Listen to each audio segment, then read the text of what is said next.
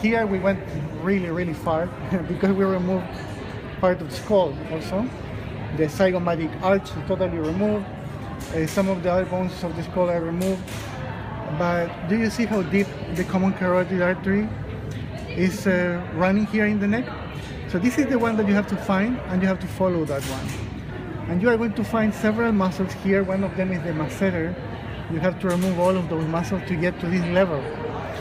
And the common carotid artery is going to branch right here.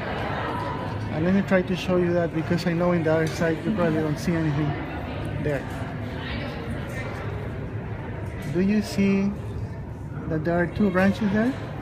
Mm-hmm. Well, there are two branches there that are kind of small. One of them, the one going deeper, that would be the internal carotid. And the other one is the occipital, which is more superficial. Occipital is not in your list, but this is the exact point. Let me move that nerve. This is the hypoglossal nerve.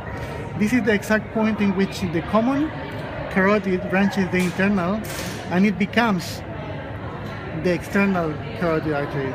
So this trunk here, sorry about the nerve there, that trunk here, this is the external carotid artery, because after branching the internal. So the common carotid branches the internal and it becomes the external carotid, and the external carotid is the one that is branching some other arteries. Was the external this branch or the continuation? No, the whole thing, whole continuation. This is actually a branch Of the external. I have to move the hypoglossal nerve because it's kind of running together. This is a branch of the external, and if it is running with the hypoglossal nerve, what do you think the name of the branch would be? Hypoglossal artery. No, because the hypoglossal nerve, one of the functions is that it's going to the tongue, to supply the tongue.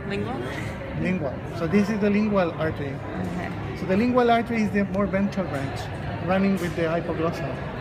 That's kind of an easy thing to remember. Then this one is transected because this one is going more superficially. So that would be the facial artery. So the first one branching ventrally would be the lingual, and the next one coming is the facial. Makes sense. Then you will see that the external carotid keeps going on. It will branch this guy, which by location, what do you think is that one?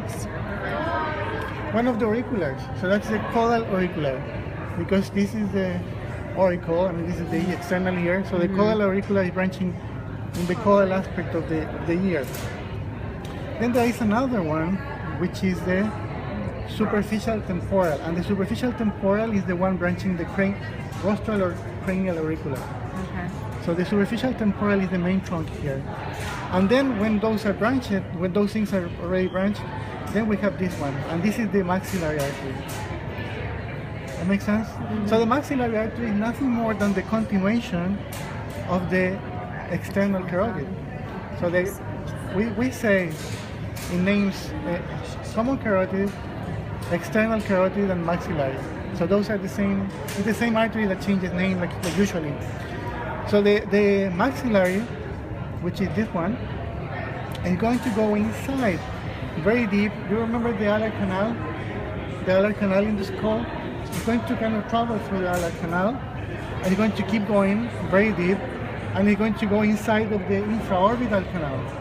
And at the level of the infraorbital canal, it will change the name to infraorbital artery.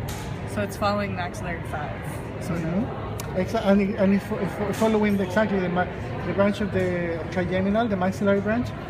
So in the other side, here we will find the infraorbital nerve, which is the same one.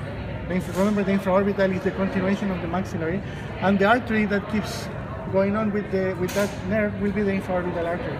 So it happens the same thing happens with the artery and the nerve. The artery, the infraorbital artery, comes from the from the maxillary artery, and the infraorbital nerves is the continuation of the infraorbital nerve. That makes sense to you?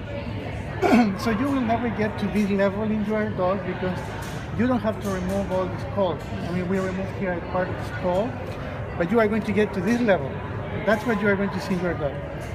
The branching of the main branches of the common carotid at this level. So to get here, we have to remove all the muscles that are, covering this area, which are mainly the masseter muscle, and also you have to remove the mandibular